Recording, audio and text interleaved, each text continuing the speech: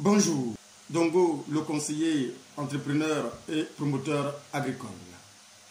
Si vous êtes arrivé pour la première fois sur cette chaîne et que vous cherchez des conseils, des techniques et des connaissances pour mener à bien vos projets, vos différents projets agricoles, vous êtes à la bonne porte. Ici, nous essayons de donner toute notre expérience au niveau de l'agriculture pour que vous qui venez d'arriver, vous évitez le maximum possible de problèmes pour mieux réussir différents projets agricoles. Aujourd'hui, nous allons vous parler d'une technique de culture qui est aussi importante et très intéressante à comprendre. Si vous êtes sur cette chaîne et que cette vidéo surtout jusqu'à la fin, vous allez être capable de mettre en place en toute sérénité une culture qu'on appelle l'agriculture hors sol. Parce qu'aujourd'hui, nous allons tenter de donner toutes les informations possibles pour vous permettre de mieux réussir vos cultures hors sol. Aujourd'hui, notre vidéo d'aujourd'hui, c'est l'agriculture hors sol. Alors, nous allons d'abord commencer par définir ce que nous pouvons appeler l'agriculture hors sol ou culture hydroponique. Il faut savoir tout simplement que c'est la culture de plantes réalisée sur ce qu'on appelle les substrats justement neutres. On dit c'est sur le substrat neutre et inerte. On peut citer comme substrat neutre et inerte comme fibre de coco, bile d'argile, laine de roche, etc. Le substrat est régulièrement irrigué d'un courant d'eau de solution qui apporte tout ce qu'on appelle sels minéraux et les nutriments essentiels pour la plante. La culture hydroponique est très présente dans l'horticulture et on tente de forcer aussi cette agriculture dans le domaine de certains fruits et légumes. Elle permet certainement d'accélérer la maturation des fruits grâce à un système nictéméral plus rapide et permet plusieurs productions par an, plusieurs récoltes par an. Alors, nous allons tenter de vous présenter un tant soit peu quand même les avantages et de certains inconvénients aussi de cette agriculture-là. Il faut savoir que c'est une agriculture innovante, c'est une technologie vraiment innovante. C'est quand même une agriculture rurale aussi effectivement et urbaine. Ça veut dire que cette agriculture peut se faire et en ville et dans les villages. Donc déjà, c'est un gros avantage de pouvoir déjà utiliser les petites surfaces chez nous à la maison pour pouvoir avoir d'abord notre propre alimentation à la maison. Donc cette agriculture est bienvenue pour pouvoir déjà nous permettre de pouvoir trouver notre propre alimentation à la maison, quelle que soit la superficie que nous avons chez nous à la maison. Il faut aussi savoir que c'est une agriculture très saine, et rentable et respectueuse de l'environnement. Et tant soit peu, il faut le savoir. C'est aussi une agriculture qui te permet d'utiliser moins de consommation, je veux dire moins de consommation d'eau, contrairement à l'agriculture conventionnelle où il y a un système d'arrosage qui gaspille énormément de l'eau. Je pense que cette agriculture vient effectivement nous permettre effectivement d'économiser en termes de l'eau effectivement. Il faut savoir que la croissance de la plante aussi rapide parce que contrôlée. Cette croissance étant contrôlée va être beaucoup plus rapide effectivement. Parce que nous avons la possibilité de savoir quels sont les différents éléments nutritifs nécessaires pour la plante et de pouvoir les intégrer au niveau de notre système pour que cette plante puisse vraiment assimiler la quantité vraiment définie pour sa croissance et pour sa bonne santé. Il faut savoir que dans cette agriculture aussi, nous avons moins d'attaques des nuisibles du sol. Parce que les racines ne sont pas en contact du sol, les racines sont hors sol, elles sont à l'extérieur du sol. Du coup, elles ne sont pas vraiment en contact du sol, elles sont dans un substrat ou je sais pas n'importe quel substrat. Mais du coup, ces racines n'étant pas en contact du sol, va être vraiment préservées de tout sorte, je dirais, de parasites qui se trouveraient dans le sol. Il faut savoir aussi effectivement que cette agriculture permet aussi de maîtriser la précocité de notre culture, d'où nous allons avoir une possibilité de récolter aussi rapidement les cultures que nous faisons, parce que nous avons la possibilité effectivement de mieux contrôler et de mieux gérer ce que nous mettons dans nos systèmes d'irrigation pour que la plante puisse être alimentée convenablement et conséquemment pour sa croissance très très rapide. Notons que cette agriculture permet aussi d'avoir une forte production au niveau des récoltes. Elle permet d'avoir une très forte récolte au niveau des récoltes. Elle donne les meilleurs rendements, surtout dans la culture de tomates et d'autres cultures maraîchères comme le concombre et le piment, tout ce que vous savez comme culture maraîchère. Elle permet vraiment une grande production, un grand rendement. Par exemple, prenons le cas de la tomate qui a été effectuée à l'extérieur, peut aller par moment jusqu'à 30 tonnes l'hectare en culture extérieure ou en culture, disons, conventionnelle en contact du sol. Mais par contre, cette même culture peut aller entre 90 à 120 tonnes par hectare, je dirais, lorsque c'est une culture hydroponique, une culture hors sol. Donc du coup, vous savez, l'agriculture hors sol peut donner 3 fois minimum ce que l'agriculture conventionnelle peut nous donner, l'agriculture à contact du sol peut nous donner. Il est très important de savoir cela. Notons également que l'agriculture hydroponique permet une automatisation de la culture température, et une automatisation de la température effectivement, l'éclairage effectivement, le contrôle du pH, la concentration en éléments nutritifs du liquide, la ventilation, tout ça, cette agriculture nous permet de contrôler ça de manière réelle et du coup, en raison aussi de son potentiel de productivité, elle permet également d'obtenir d'excellents résultats en faisant fortement des économies d'eau, comme je l'ai dit, et l'eau n'est pas gaspillée, l'eau n'est pas dispersée, l'eau est ciblée effectivement sur les racines et la plante arrive vraiment à utiliser cette eau-là. Cette technique permet aussi de faire pousser des végétaux en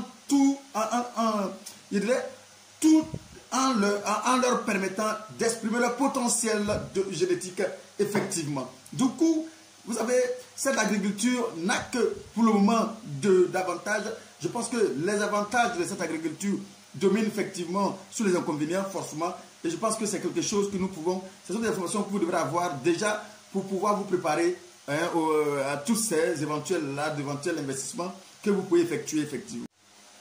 Alors, vous allez me demander quel est le substrat qu'il faut vraiment conseiller ici pour réaliser cette agriculture.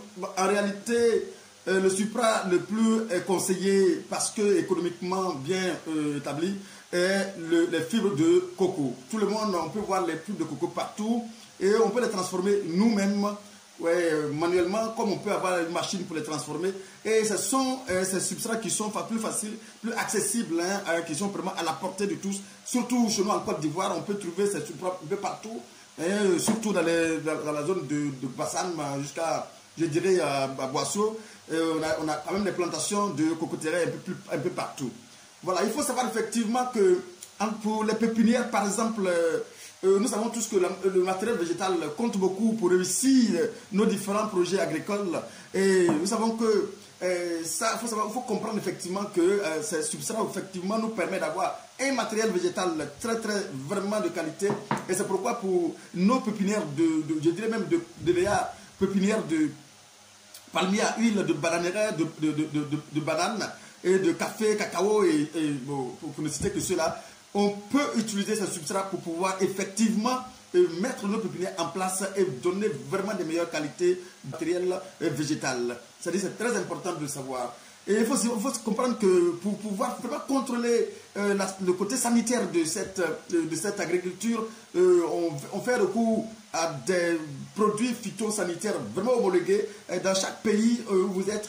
Vraiment, je dirais vraiment homologué pour ne pas utiliser n'importe quel produit, surtout éviter d'utiliser surtout les produits trop persistants, les insecticides, je dirais les fongicides trop persistants, mais il faut quand même utiliser les produits qui sont homologués dans vos différents pays. Alors, notons que les fibres de coco sont des produits vraiment biologiquement sains, qui sont issus bourg de coco est le terreau par excellence de la culture hors sol. Ce produit est naturel et organique à 100% biodégradable. Ce matériel-là est à 100% biodégradable. Il ne contient ni d'insectes, ni effectivement de nématodes aussi également.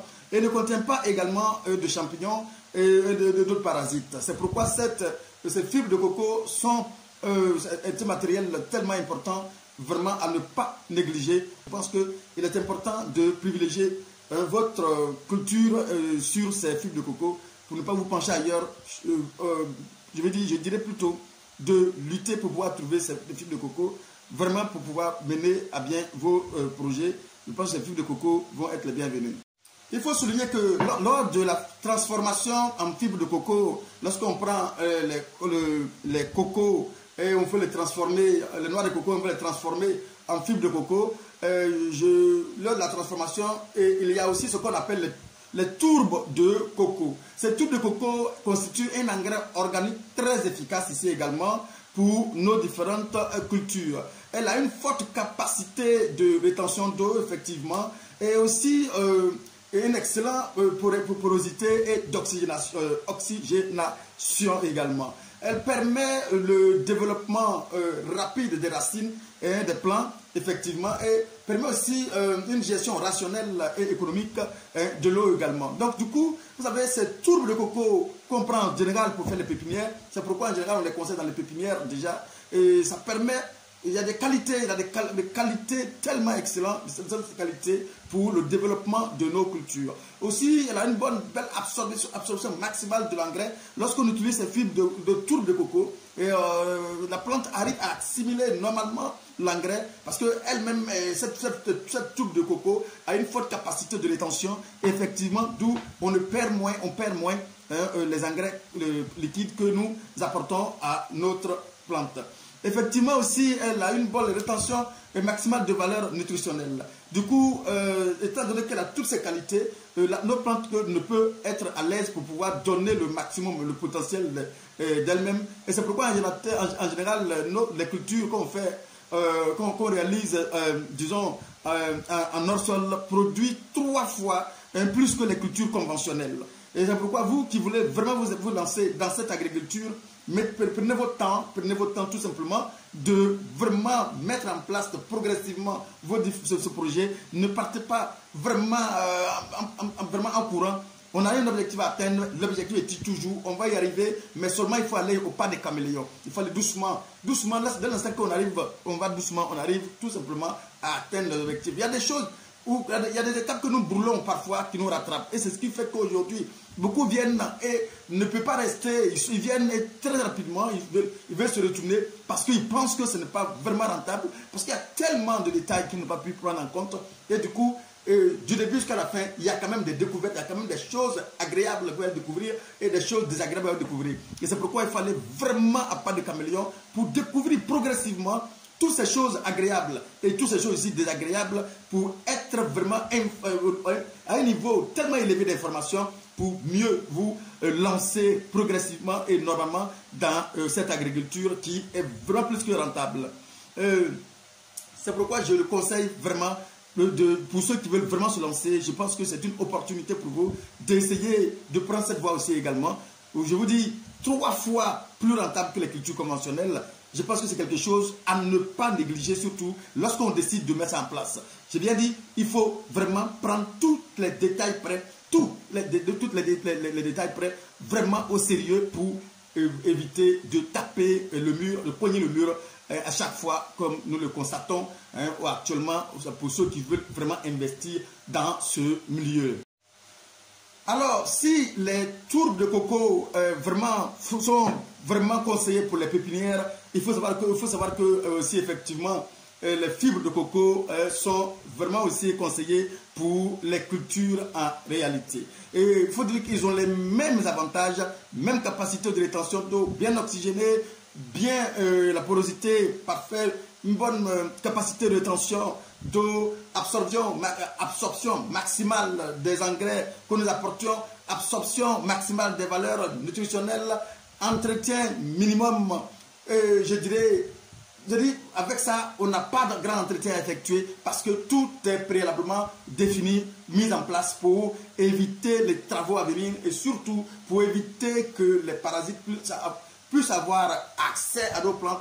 Il faut vraiment limiter le maximum possible leur accès. Et c'est pourquoi cette agriculture est 3 fois plus rentable que l'agriculture conventionnelle, tout simplement parce que là, on met l'agriculture dans les conditions idéal de réalisation, de développement et d'épanouissement. Du coup, cette agriculture ne peut que donner satisfaction. Les seules choses qu'il faut contrôler, c'est quelles sont les différentes doses en fonction de la culture que vous allez effectuer. Et c'est pourquoi je vous dis toujours, ces informations, nous vous donnons des informations pour vous faire former. C'est très important. Et lorsque vous ne savez pas, vous vraiment aussi gérer ce système d'irrigation, système d'apport d'éléments, vous savez, vous pouvez passer carrément à côté. Et je peux voir que j'ai des retards de croissance souvent que nous visitons. On voit des plantes qui ont un retard de croissance parce que l'alimentation hydrique, l'alimentation des éléments nutritifs, l'alimentation de tout ce qu'on doit apporter sur la plante n'a pas été fait avec vraiment des détails près. Du coup, vous allez constater quand même certains nombre de dégâts. Il y a des professionnels un peu partout qui peuvent vous aider, vous accompagner. Je vous dis, quand on veut investir de l'argent, ne refusez pas de sortir de l'argent. D'ailleurs, même ces personnes ne demandent pas une grande chose dans ce que vous allez gagner. Ils vous mettent sur les rails tout simplement. Et par la suite, vous pouvez voler de vos propres ailes. Tout simplement parce que maintenant, vous êtes capable de pouvoir mener vos projets à bien du début jusqu'à la fin. Vous êtes nouveau, faites-vous accompagner. C'est très important. Faites-vous accompagner par des professionnels et par surtout les expérimentés. Ceux qui sont dans le milieu sont plus appropriés pour vous aider. Les techniciens peuvent vous accompagner, mais privilégiez surtout ceux qui ont fait déjà leur milieu. Ceux-là, c'est comme une maquette qu'ils vont soulever pour vous déposer là et vous commencez à voler vos propres ailes très rapidement. C'est pourquoi il est important d'avoir des mentors pour vous accompagner. C'est très important. Alors, pour récapituler, il faut tout simplement dire que l'agriculture hors sol est une agriculture moderne, propre et saine tout simplement, réalisable sur des terrains indépendamment de la qualité du sol. Ici, nous ne parlerons pas de la qualité du sol. Le sol deviendra simplement, ou la terre deviendra simplement un support pour déposer tout ce dont nous aurons besoin pour notre agriculture, uniquement qu'un support, tout simplement. Et là, c'est pourquoi je dirais c'est indépendamment, quasi indépendant de la qualité du sol. C'est une agriculture plus utilisable, où il n'y aura pas d'utilisation d'outils rudimentaires tels que d'abat, machette ou tout ce que vous connaissez comme matériel de travail dans l'agriculture conventionnelle. On n'aura pas besoin de ces outils. C'est une agriculture qui réduit considérablement le gaspillage des engrais et la gestion rationnelle effectivement de l'eau. En fait, avec cette agriculture, on va totalement réduire considérablement le gaspillage et des engrais et de l'eau effectivement parce que tout est ciblé. C'est une agriculture qui réduit considérablement les maladies, que ce soit insectes, que ce soit champignons, que ce soit acariens. Je pense qu'on réduit considérablement ces différentes maladies dans cette agriculture-là. C'est une agriculture effectivement où les cultures sont très aérées, bien aérées. Du coup, la plante ne peut être libre pour se déployer, pour donner son potentiel, pour sortir son potentiel effectivement. C'est une agriculture qui peut être telle aussi vraiment intense tout simplement à cause de la production. Et les plants dans cette agriculture sont des plants qui sont mobiles. Et on peut les déplacer et on peut jouer un peu avec ces plants lorsque ça est dans des sachets faciles à soulever parce que les fibres de coco ne semblent pas trop lourds comme les terreaux que nous utilisons souvent pour nos pépinières.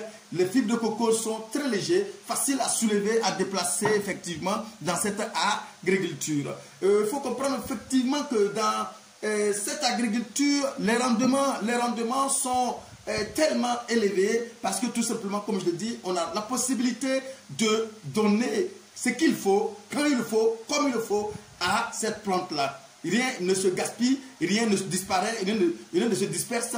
Tout est vraiment géré de manière rationnelle, d'où la multiplication par 3 des résultats qu'on peut retrouver dans cette agriculture qu'on ne peut pas trouver en agriculture conventionnelle. J'ai fait un petit récapitulatif avant de continuer à vous expliquer un tant soit peu cette agriculture et je vais vous aider maintenant à mettre en place cette agriculture aussi rentable que je peux le dire en fait. Alors, on va maintenant parler de la mise en place de cette agriculture, je dirais, hors sol. Et il faut dire qu'il y a quand même certaines étapes qu'il faut quand même respecter pour mettre en place cette agriculture, tout simplement. Tout comme l'agriculture conventionnelle, il faut quand même faire un choix, le choix de votre espace, le choix du terrain, là où vous allez réaliser vous allez déposer votre usine à légumes. Voilà, il faut quand même choisir cette place-là. Il faut aussi préparer cette place tout simplement. Comme je le dis, il faut quand même que le terrain soit vraiment propre, très propre au départ. Dégager, dessoucher tout ce qu'il a à dégager, dégager l'air et pour que vous puissiez circuler convenablement et tranquillement, déposer le matériel dont vous avez besoin pour votre culture. Il faut quand même préparer aussi effectivement les semis et les pépinières tout simplement. Voici les différentes étapes qu'il faut quand même ne pas négliger, qu'il faut d'abord mettre déjà à l'esprit avant de vous lancer réellement. Il faut penser aussi au repiquage lorsque vous allez finir. Il faut penser aussi au repiquage, ça veut dire la plantation proprement dite.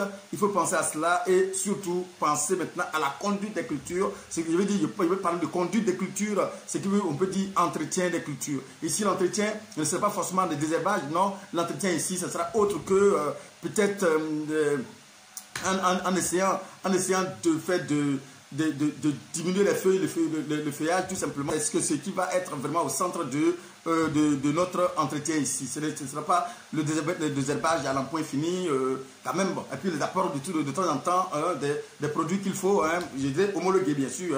Voilà, je pense que c'est de ça qu'il s'agit. Et enfin, on va parler aussi de la récolte. Et la récolte, il faut savoir que ici, les récoltes ne sont pas les récoltes que comme nous voyons en agriculture conventionnelle. Une fois qu'on a fait la tomate, une fois que la production commence, effectivement, on commence déjà à perdre la bonne santé de la plante. Du coup, la plante se récolte en même temps se détruire seule parce que tout simplement, en agriculture conventionnelle, c'est comme ça que ça fonctionne. Mais ici, ce n'est pas le cas. Il y a des variétés de cultures de tomates qui peuvent rester pendant 8 mois de récolte, voire même, il y a des variétés aujourd'hui qui vont aller jusqu'à 1 an, 2 ans même de récolte. Je pense qu'en agriculture hors sol, ça, c'est une usine, c'est une industrie. Une fois que c'est mis en place, c'est parti pour de génération en génération. C'est pourquoi je vous dis tout simplement, ces genres de choses ne se font pas en une seule claquette de doigts. Il faut quand même aller vraiment à pas dessus. Je ne parle pas de caméléon. Pourquoi? Parce que quand il soulève un pas, il s'arrange, il se doit suivre d'abord de savoir si l'autre pas qui va te poser ne va pas écrouler, vraiment bousiller le sol. Du coup, c'est comme ça lui il raisonne. Mais ici, il faut se rassurer que lorsque je vais partir, je pars réellement avec assurance pour sortir les meilleurs résultats. Du coup, pour pérenniser mon entreprise et rendre ça vraiment durable. Parlons du choix de l'espace, du choix du terrain. Alors, comme je le dis, en cette agriculture, il faut quand même veiller, parce que le plus souvent, ce sont des sachets que nous allons déposer en terre. Alors, il faut veiller à ce que ce sol-là, quand même, soit bien choisi. Alors, il faut d'abord, dans un premier temps, savoir que là où nous allons mener cette agriculture, puisque, comme je le dis, la terre ne sera seulement qu'un support. Donc, du coup, tout va venir d'ailleurs. Il faut veiller à ce que, tout simplement, ce sol-là puisse être vraiment un sol adapté. Je dirais, je ne parle pas de la qualité du sol, non, je parle quand même du côté de la superficie. Il faut que ce soit vraiment un sol très plat, surtout un sol très très plat, c'est très important. Il faut que ce sol-là soit à proximité d'un point d'eau, parce que là, nous allons avoir besoin de l'eau quand même pour irriguer, pour donner de l'alimentation à notre culture. C'est très important. Il faut quand même que ce soit là où il y a un point d'eau, vous pouvez même creuser un puits, ça dépendra de vous, à voir si vous un forage Si les moyens vous permettent et si vous pensez que votre agriculture, c'est vraiment une agriculture qui va vraiment grandir à des échelles un peu plus élevées, donc il faut prévoir tout cela. C'est très important aussi de savoir ça également. Et, parce que l'eau, c'est pour justement irriguer votre sol tout simplement. Et c'est très important aussi également. Ici, je parle toujours, je ne dirais pas, la qualité de sol importe, ça peut être un sol cimenté, inondable, carrelé, je ne sais pas, argileux, sableux, peu importe. Ici, tout est, je dirais, convenable pour cette culture-là. Très important de le savoir. Voilà, donc voici un peu un thème d'espace. Bon, ce qu'il peut dire dessus, tout simplement pour la mise en place de cette culture. Alors, quand même, même si ça ne se fait pas sur sol, il faut quand même savoir qu'on doit plus ou moins, je dirais, préparer quand même le sol sur lequel on va réaliser nos projets. Donc, dans un premier temps, on va parler un peu de la préparation de cette surface-là où on va réaliser nos différents projets. D'abord, il faut désherber, dessoucher, niveler, aplatir. Je dirais en un mot, rends ça propre, rends ça vraiment propre. Ce sol-là doit être en état pour accueillir tout ce qu'on va envoyer sur le site, tout simplement. Alors, pour éviter tout simplement de revenir encore en agriculture conventionnelle en désherbant entre les sachets, tout ça, il faut envoyer un polyéthylène noir ou une bâche tout simplement. Vous allez prendre pour couvrir carrément le sol. Et c'est pourquoi je vous dis, allez-y tout doucement pour ne pas tenter de brûler les étapes qui vous rattrapent toujours. Les étapes que vous tentez de brûler, à chaque fois, vous reviennent dessus. C'est comme, je dirais, une balle de ping-pong. Lorsque vous le faites, ça va vous taper sur le visage. C'est obligatoire, ne le brûlez pas. Je décide de faire l'agriculture hors sol.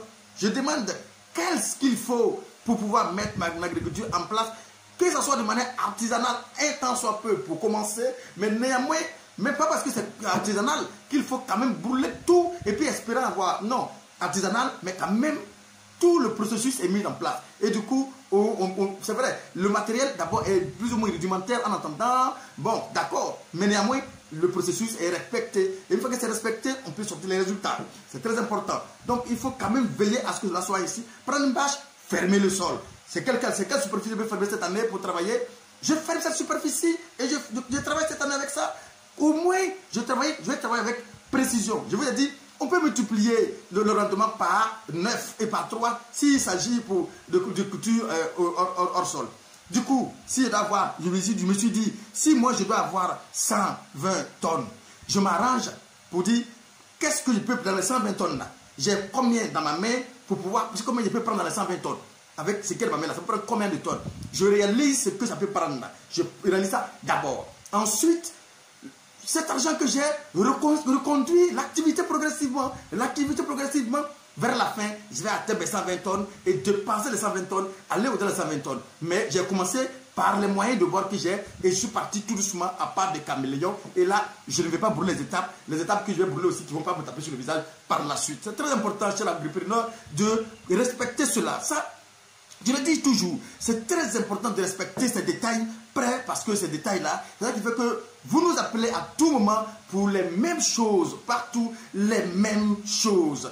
Toujours les mêmes choses qu'on répète, content de résoudre, mais je vous le dis, en agriculture, surtout à court cycle, n'est pas comme l'agriculture pérenne, où on peut quand même remonter les pentes, ça se remonte facilement, mais par contre, en agriculture, je dirais, à court cycle, vraiment, c'est difficile de remonter les pentes. C'est pourquoi souvent, lorsque vous les appelez, je vous dis, c'est une peine, un peu perdue. On tente de coller les morceaux, mais c'est difficile quand même de pouvoir le faire avec beaucoup de succès en réalité. Évitez ça, évitez surtout cela. Préparez les tuteurs. Préparez les tuteurs pour chaque pied en fonction de la culture que vous voulez effectuer. Vous pouvez aller préparer les tuteurs pour chaque pied. Lorsque vous avez fini de préparer tous ces détails-là, maintenant, je pense que c'est très important de pouvoir vraiment se lancer. Tous ces détails que je suis en train de vous donner sont des choses qu'il faut quand même respecter parce que c'est très important. Il faut pouvoir mettre en place, je dirais, le système d'irrigation, c'est-à-dire que l'arrosage, je dirais, tout ça doit être mis en place dans un premier temps avant de venir implanter vos cultures. C'est pourquoi on parle de préparation du terrain. Ici, la préparation du terrain consiste à mettre toutes ces choses d'abord en place avant toute chose. Voilà.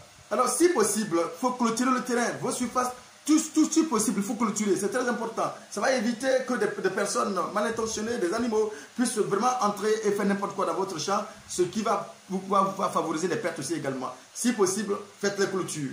C'est pourquoi il dit toujours, pas de caméléon.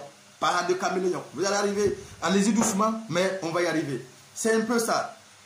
Il y a aussi le fait qu'il ne faut pas oublier, préparer une petite surface bien fermée, je dirais un petit tunnel, ça dépendra de vous, de petits serres tout simplement, pour accueillir vos différentes pépinières et cela va vraiment vous permettre de réussir à 100% votre culture. C'est très important. Mais cette agriculture peut se faire en plein air. On peut faire une agriculture hors sol, en plein air, sans couverture, comme on peut le faire aussi effectivement. On peut faire cette agriculture aussi effectivement sous les serres. Tout dépend des moyens que vous avez dans un premier temps. Mais quel que soit ce que vous allez choisir, il faut quand même prendre soin de bien le faire. De bien le faire. C'est très, très important. Alors, on va parler maintenant d'une des phases aussi, je dirais, les plus importantes. Ici, nous allons parler de la phase de la mise en place de la pépinière, les semis en fait.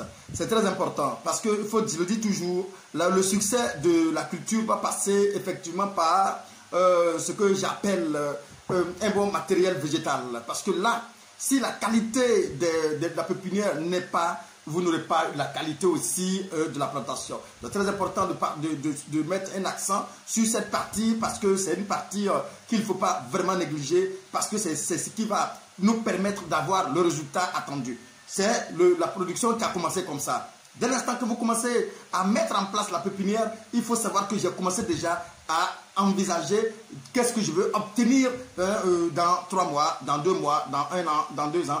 Tout ça doit être déjà catégorique dans la tête. Il faut savoir qu'à partir de tout part de là. Si les pépinières sont de qualité, quand on va les transplanter, ça va donner un résultat de qualité. C'est tout à fait, disons, inévitable que ce soit ainsi. Une fois la pépinière est bien effectuée, il y aura effectivement une belle plantation. C'est pourquoi cette partie semble pour moi inévitablement nécessaire pour pouvoir vraiment réussir votre production, vos projets agricoles. Alors, il faut savoir que ce soit la tobale, le piment, le poivron, je ne sais pas encore, qu'est-ce que vous pouvez vouloir faire en agriculture hors sol, ça dépendra maintenant de vous. Mais il faut savoir que je vous ai dit qu'il y a deux matières, fibre et tourbe. Donc ici en pépinière, il faut utiliser les tourbes de coco. Mais cette tourbe de coco, quand même, il y a quand même des spécialistes. Il y a quand même des centres spécialisés ou bien des boutiques spécialisées qui ont des tourbes de terreau spécialisés, effectués carrément pour les pépinières. Donc du coup, il faut les contacter. Ici, il faut dans vos différents pays où vous vous trouvez, il faut le contacter pour vous donner une matière réellement bien constituée pour réussir votre pépinière. Je vous le dis, cette pépinière est vraiment une obligation. Il faut qu'elle soit un succès. C'est très important. Donc, contactez-les. Il va vous donner un peu tout ce qui est nécessaire pour réussir votre pépinière. Il faut avoir des alvéoles. On peut avoir des alvéoles tout simplement. Ou encore, on peut même prendre des sachets en fonction de vos différents moyens que vous avez. On peut acheter des sachets de 25, qui sont adaptés à la culture, bien sûr. Hein. Voilà, on peut les acheter et on les remplit par les tourbes. Et effectivement, on peut mettre on peut faire nos semis tranquillement dedans et réussir carrément nos cultures. C'est très, très, très, très important. Voilà. Donc, il faut comprendre que la pépinière va durer entre 3 à 4 semaines. Bien faire 3 à 4 semaines avant de penser au planting. Donc, il faut savoir effectivement qu'il y a aussi le suivi qu'il faut quand même ne pas aussi négliger. Il faut bien suivre et c'est parce que si c'est bien suivi, vous allez forcément avoir des jolies et belles plantes qui vont vraiment vous donner un résultat exceptionnellement bien. Allez, nous sommes professionnels, nous avons réussi réellement nos pépinières bien effectuées, c'est bien joli. Maintenant, on va passer maintenant à la plantation, au répliquage de la plantation. Alors, là aussi, là on parle maintenant de délicatesse, on parle de vraiment de travail de professionnel ici. Parce que il faut quand même savoir enlever, je dis, les plants avec les fibres. Les racines vont se mélanger avec les fibres, ou bien les tourbes ou bien la biotéro. Vous allez enlever avec délicatesse tout simplement et vous allez transplanter ça dans votre fibre de coco que vous avez préalablement rempli dans les sachets. Tout simplement.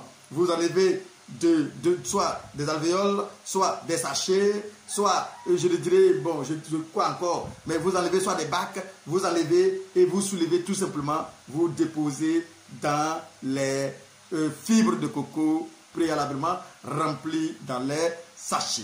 On peut commencer par n'importe quel sachet, mais il faut quand même demander les sachets de qualité. Si les moyens vous permettent, on peut vraiment demander les sachets de qualité.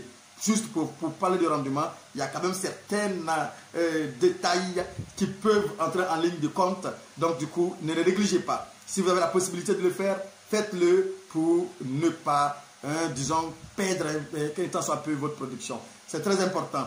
Donc, lorsque vous enlevez des sachets soit des alvéoles, ou des sachets ou des bacs, il faut veiller à ce que les racines ne soient pas trop bousculées. Il faut veiller à ce que les tiges ne se cassent pas. Il faut veiller pour ne pas perdre déjà les plants. Il faut les soulever avec délicatesse et les déposer et les couvrir carrément. Il n'y a pas de tassage à faire. Je vous en prie, nous ne sommes pas dans la culture conventionnelle. Il n'y aura pas de tassage à faire. On a tout simplement à déposer. Tout simplement, les racines vont se mélanger encore avec les fibres de coco et vous allez commencer maintenant à les alimenter tout doucement. Dès l'instant que vous finissez de mettre, immédiatement, vous avez la possibilité, puisque préalablement tout cela a été effectué, les tuteurs ont été mis en place au départ.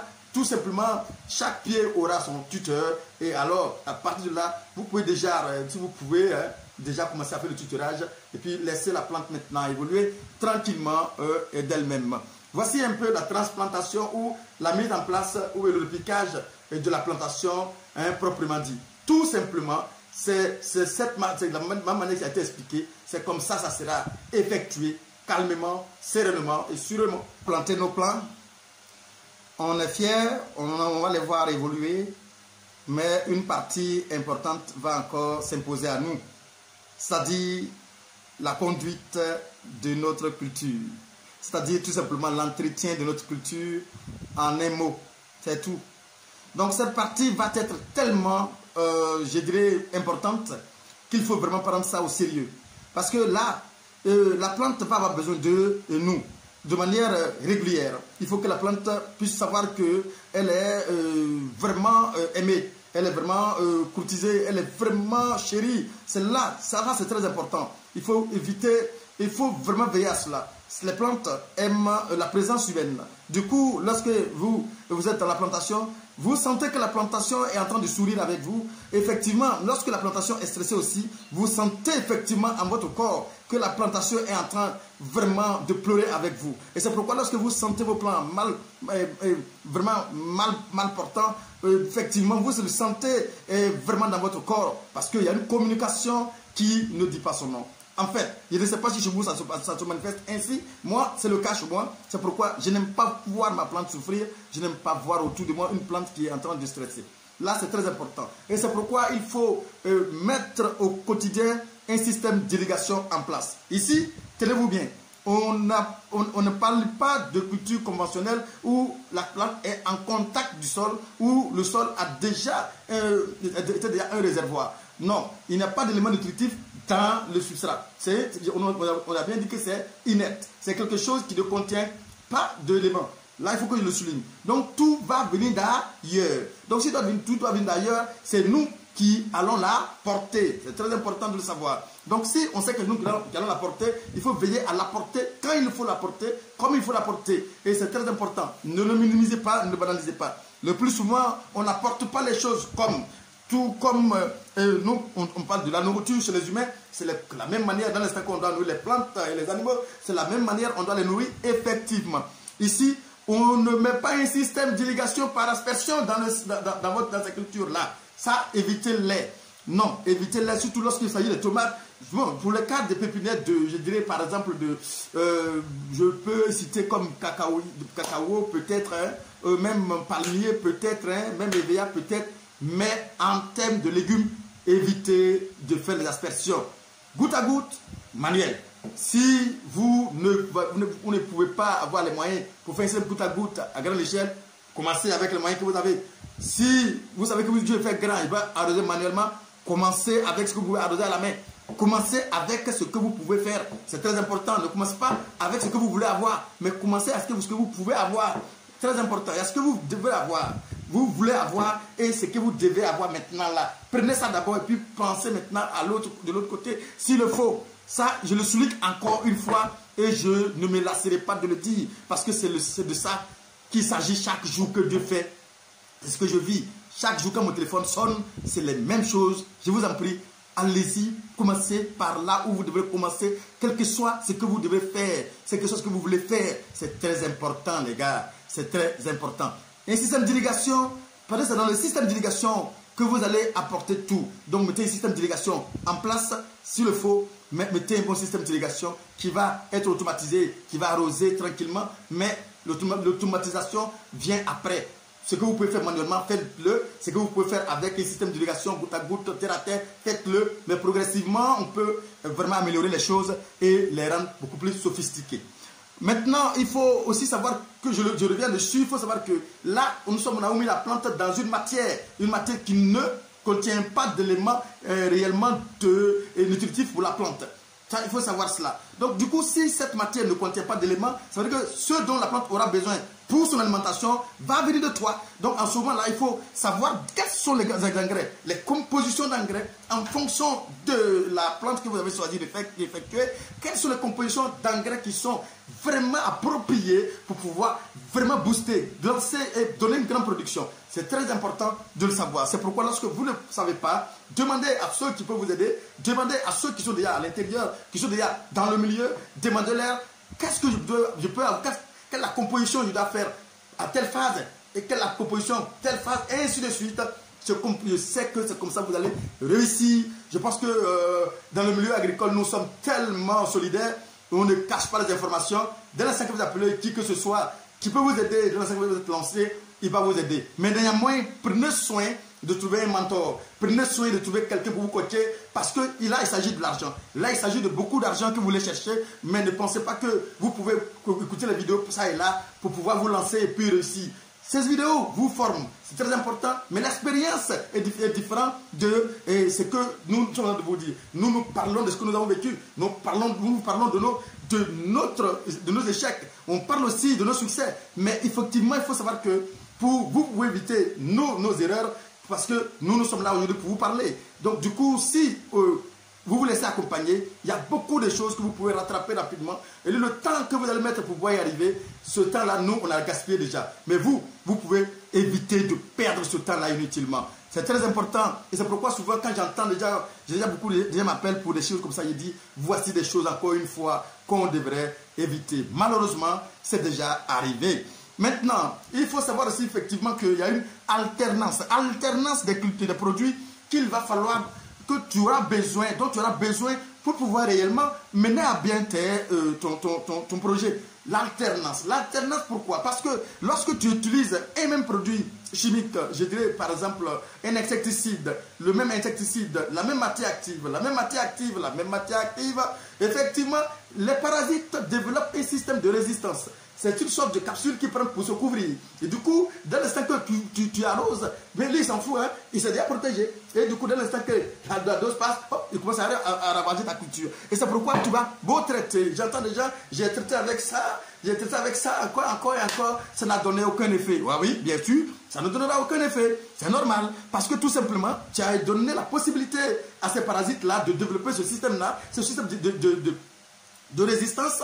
Du coup, ton produit ne pourra nullement faire que dalle sur eux. Maintenant, ce qu'il faut faire, c'est d'alterner. Si vous utilisez un insecticide qui a une matière active aujourd'hui, je dois chercher une autre matière active qui est différente de la matière active que j'ai utilisée durant l'autre semaine. Du coup, et dès l'instant que la plante, disons le parasite a développé son système, toi aussi tu développes ton système. Alors deux systèmes se croisent, il y a un qui va forcément détruire l'autre. Et je suis sûr que c'est ton système, tu vas pouvoir prendre le dessus sur les parasites. Et c'est pourquoi il est important de savoir comment il faut le faire. Si tu ne sais pas, appelle. On est nombreux aujourd'hui sur le terrain, quand même, qui peut vous donner vraiment et vous mettre sur le chemin pour mieux vous permettre de réussir rapidement vos différents projets. Je dis bien rapidement parce qu'effectivement là vous n'aurez plus à perdre du temps, vous allez aller tout droit au but et effectivement les résultats vont vraiment suivre rapidement. C'est très important. Donc du coup si vous utilisez par exemple un fongicide, du coup si vous avez utilisé un fongicide d'une matière active A, vous allez encore utiliser matière active B, C, ainsi de suite. Du coup, la plante, puis vous revenez par la suite. Du moment si vous avez 3 matières actives différentes, ça va. Vous revenez par la suite et vous allez. Je vous l'ai dit, quand la parasite est dessus, quand le parasite est dessus, qu'est-ce qui va se passer? Il ne va pas mourir immédiatement, mais qu'est-ce qui va se passer? Tu vas l'affaiblir à chaque fois, l'empêcher de ravager tes cultures. À chaque fois, c'est comme ça, on le fait. Ça ne le tue pas à 100%, mais ça l'affaiblit. Donc ta plante aussi a le temps de se déployer, a le temps de s'épanouir. C'est très très important de savoir cela. C'est pourquoi il faut savoir tous ces détails-là pour mieux réussir vos différents projets. Maintenant, ce qui est important ici, je vous l'ai dit, il n'y aura plus de désherbage à effectuer, mais on aura une chose à effectuer qui est l'entretien des plants. L'entretien de ces plants consiste à faire des tailles. Il faut tailler ce qui n'est pas utile. Il faut tailler. Du coup, les feuilles qui ne sont pas utiles, enlevez-les. Les feuilles qui jaunissent inutilement, enlevez-les. Laissez la plante tranquillement pour avoir beaucoup plus de réserve. Parce que toute plante, toute feuille, tout bourgeon qui est là, qui n'a pas d'utilité, s'alimente. Si ce bourgeon s'alimente, cette feuille s'alimente, pourtant, cette feuille n'a aucune utilité, alors il est en train d'utiliser inutilement toutes les substances qui sont dans la plante pour pouvoir vraiment me donner des jolis fruits. J'ai en train d'utiliser les gaspiller. Moi, je donne la possibilité de pouvoir donner à la plante de pouvoir s'épanouir tranquillement en taillant, en faisant tout simplement les bourgeonnages. C'est-à-dire qu'enlever les bourgeons qui sont inutiles sur la plante, enlevez-les, et les tétages sont des choses, il faut le faire régulièrement pour laisser la possibilité à la plante de pouvoir s'épanouir. Vous allez voir que lorsque vous rentrez dans votre jardin, dans vos champs, dans vos projets, dans votre culture, vous ne serez qu'être heureux parce que tout simplement, il y a de quoi avoir de la joie. Bravo. Là, on est arrivé très très loin. On est arrivé maintenant à la récolte. Effectivement, on arrive à une phase où on peut parler de récolte tout simplement parce que toutes les autres phases, on ne les a pas négligées, on les a respectées. Maintenant, on peut parler maintenant de la phase de récolte, tout simplement. Maintenant, il faut que ça comprenne une seule chose. La formation des fruits passe forcément par l'étape de la floraison. Où est la pollinisation et la pollinisation et la pollinisation et la pollinisation. En fait, c'est cette étape pour qu'on ait des fruits, il faut forcément qu'on passe par l'étape de la floraison et surtout pour qu'il y ait forcément floraison et surtout fruits, il faut forcément passer par l'étape de la pollinisation.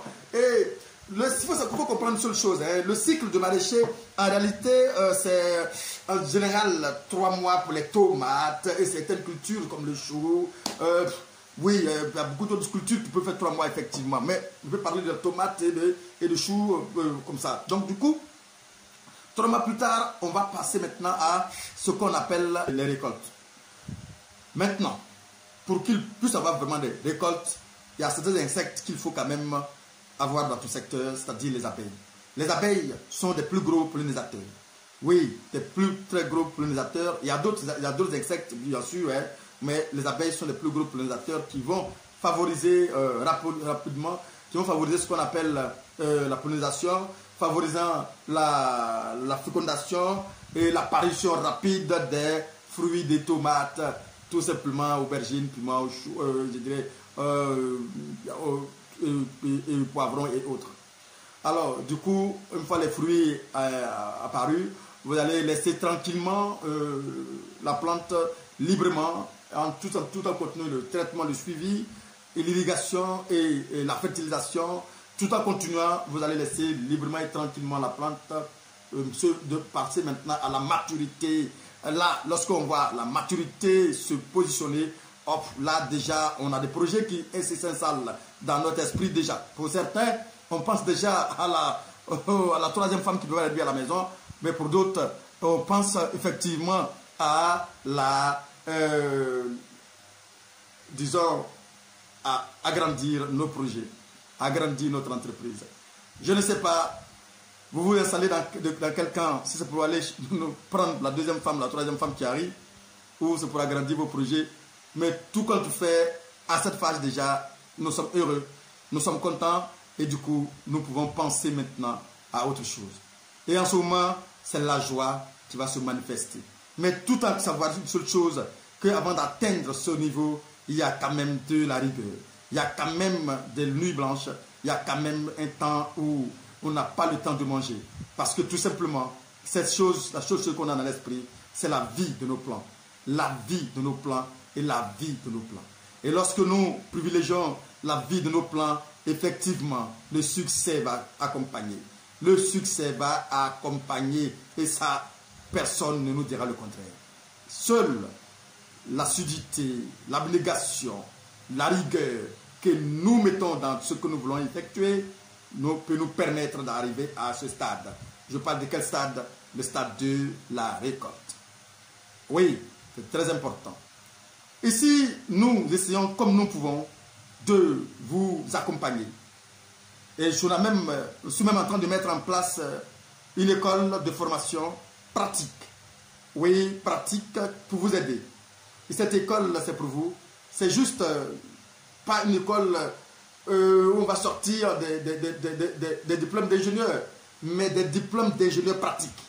Je dis bien pratique. Là-bas, c'est la pratique, rien que la pratique. C'est pourquoi, vous voyez, je ne fais pas d'image. J'attends beaucoup de choses en réserve. Lorsque je commencerai on a commencé déjà le projet, hein, j'ai même fait quelques vidéos dessus. Et tout ça, je vais vous montrer en image progressivement. Mais tout en vous appuyant avec les itinéraires techniques pour vous permettre déjà d'avoir au moins, disons, avoir le minimum de connaissances sur la culture que vous voulez effectuer. Mais dès l'instant que vous avez choisi votre culture, pensez surtout à vous former. Pensez surtout à vous former. Pensez surtout à vous former. Parce que c'est très important. Oui, comme je le dis, on coudrait les millions. Du coup, il faut avoir les connaissances requises pour pouvoir saisir ces millions-là. Oui, nous sommes en train de faire des formations en ligne aussi. Je suis en train de finaliser vraiment des formations bientôt qui seront sur mon site. Et le site va être dénommé dongoleconseilleragricole.com tout simplement. Je pense que je suis en train de finaliser. Je suis en train d'écrire des e-books et des livres vraiment détaillés partant de mon expérience personnelle. Toutes ces choses-là seront à vous pour vraiment vous accompagner dans votre réalisation. De très fines prix, des prix vraiment dérisoires. Juste pour le temps que je mets à écrire, c'est tout. Ce ne sont pas des choses qui vont vous coûter aussi excessivement cher. Non, non, non. Tout pour vous accompagner. Tout pour vous accompagner. L'école de formation ne coûte pratiquement pas grand chose. Il y a que aussi les stagiaires. Venez, on va se former. Venez, on va vraiment échanger les connaissances pour avancer tout simplement. Voilà, c'est le même Dongo. Dongo le conseiller agricole pour vos prospections, pour vos suivis. Nous sommes simplement au plus 225 pour la Côte d'Ivoire tout simplement. 07 58 29 30 70. C'est le même Dongo. Dongo le conseiller, l'entrepreneur et le promoteur agricole à votre service. À bientôt, encore une fois, pour d'autres vidéos. Merci. À bientôt.